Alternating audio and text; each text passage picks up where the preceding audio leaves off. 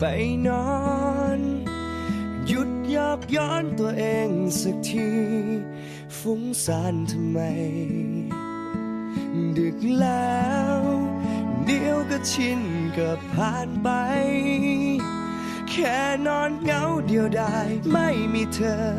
เหมือนเดิมเปลี่ยนจากกลางวันกลายเป็นอีกคนไปเลยแค่ฟ้ามืดลงเท่านั้นอวดเก่งทำเป็นเข้มแข็งอยู่ได้ไม่นา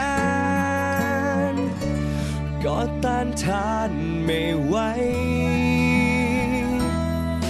เก่งนักใช่ไหมกลางวันทำเป็นเก่งนั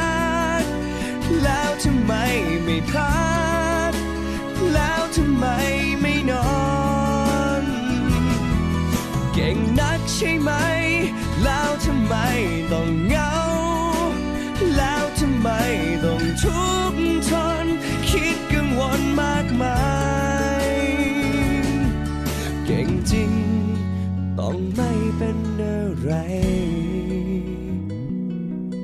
แต่ทำไมแพ้กลางคืนอย่างนี้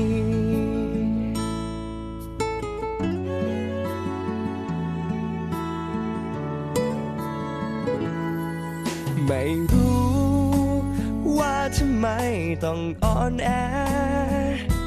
แค่ยอมรับในความเปลี่ยนแปลงแค่ไม่มีใครอยากฝืนไม่ให้ใจมืดตามไปแต่ไม่รู้ทำไมแพ้กลางคืนทุกทีเปลี่ยนจากกลางวันกลายเป็นอีกคนไปเลยแค่ฟ้ามืดลงเท่านั้น